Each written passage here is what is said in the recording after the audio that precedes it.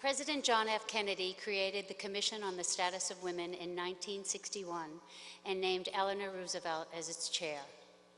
Roosevelt would be proud and pleased to know that today the footprint of the American worker is as likely to be a heel as it is a boot.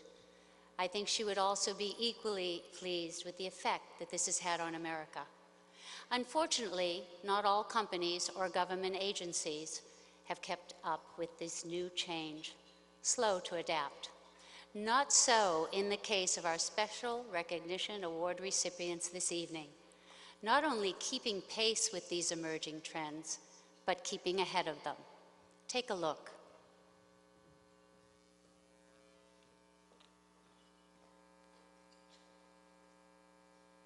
Last year marked the 100th anniversary of the date Aetna hired its first female employee. Once a multi-line insurance company, today Aetna is one of the nation's leading diversified health benefits companies, with many women leading the charge. From staffing the switchboard at the turn of the 20th century to setting company policy in the boardroom of the 21st century, Aetna has always capitalized on the insight, innovation, and influence of women. This has allowed the company to continue to meet the needs of an ever-changing marketplace. Since 1964, when Aetna became the first insurance company to join the National Plan for Progress and vowed to provide women with equal opportunity in recruiting and advancing, the company has been proactive in developing female employees. Over the past few years, Aetna launched their Diverse Discoveries Leadership Program to enhance and promote women and people of color. The program's initiatives include helping employees manage personal and professional goals, while opening doors for networking and mentoring.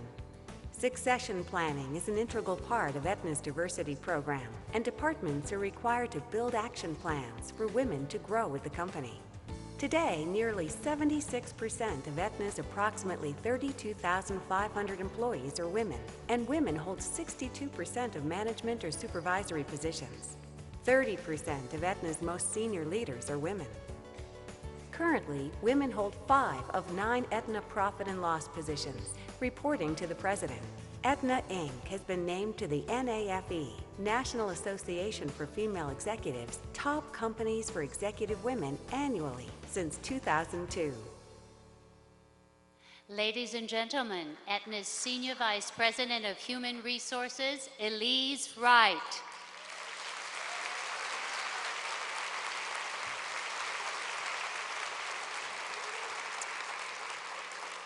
Well, thank you, and on behalf of my colleagues who are here with me today, the leadership, and actually all the employees of Aetna, I want to thank the Connecticut Women's Hall of Fame for recognizing Aetna for its commitment to women in business. And I don't have to tell this audience here tonight how important it is to have representation of women in business.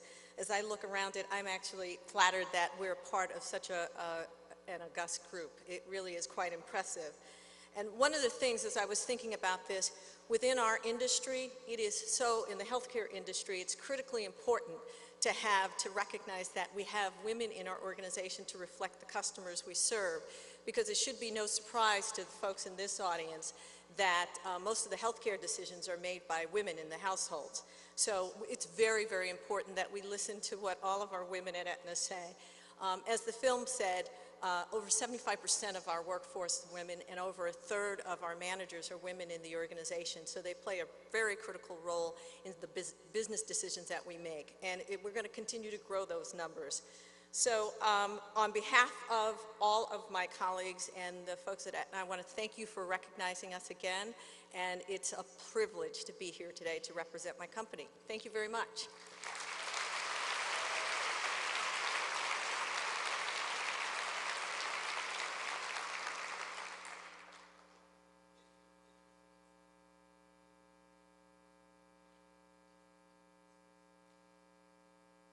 Diageo's enthusiasm for diversity has distinguished the world's leading premium drinks business as a leader in the corporate promotion of women. In an effort to mobilize and inspire their women employees to become agents of positive change for the business's environment, Diageo launched the Spirited Women Network. This group encourages women to bring attention to the issues they face in the office and fosters a fair, constructive workplace. Diageo's dedication to moving women forward ensures that 50% of the company's female employees participate in formal executive succession planning. Today, 37% of Diageo's managers and executives are women, and women represent 30% of the business's top earners. In 2009, Diageo was recognized as a Working Mother 100 Best Companies, with the magazine noting how profoundly the company's policies benefit today's moms. The company offers lactation rooms, reduced schedules, and flex time, and doesn't penalize employees for utilizing these arrangements. One woman even cited being promoted while on her maternity leave. Diageo earned the 2009 Top Diversity Employer for Women Award from Professional Women's Magazine and was recognized by NAFE, the National Association for Female Executives, as a top company for executive women in 2010. Please welcome Diageo's Human Resources Director, Danielle Robinson.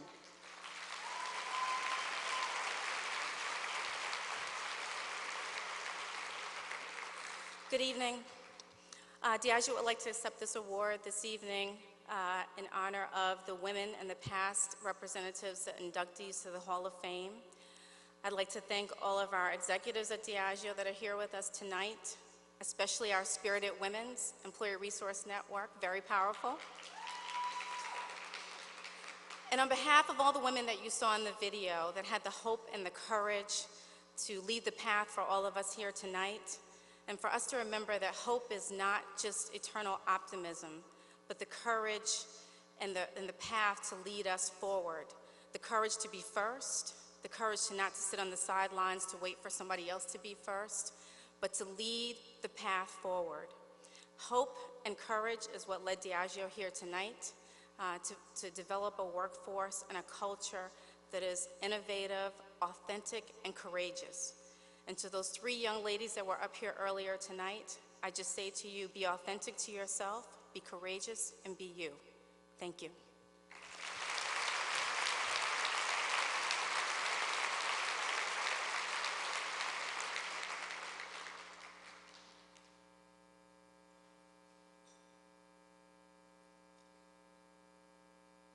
One of Fortune magazine's world's most admired companies, General Electric Company has long been publicly honored for its allegiance to women employees. The recognition is well-deserved. The global giant's women-focused initiatives and programs demonstrate GE's commitment to helping their female employees capitalize on their strengths and advance with the company.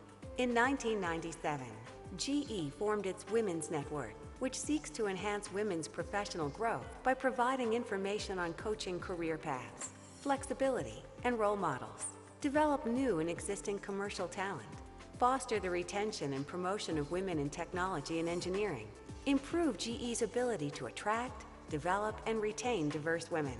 Today, the Women's Network has evolved into a worldwide organization that operates in 43 countries and offers support to over 100,000 women employees across the globe.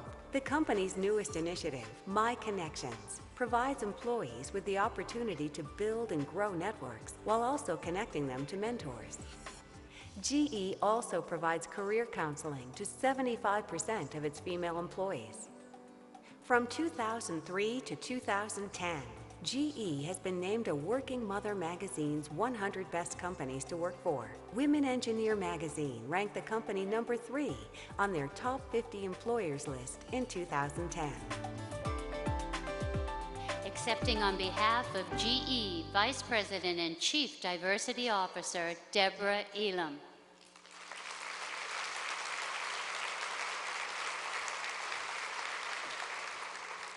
Good evening. On behalf of our chairman, Jeff Immelt, and our 300,000 associates globally, a few of whom are here with me tonight, we want to thank the Connecticut Women's Hall of Fame for recognizing us with this wonderful honor. You are doing a fabulous job at supporting women and helping women and making women making it possible for women to be all that they can be. I'd like to congratulate our fellow corporate honorees, Aetna and Diageo, as well as the individual inductees tonight. You know, Madeleine Albright once said, "There's a special place in hell for women who do not help other women." I'm going to add to that quote tonight, there's a special place in heaven for women who do.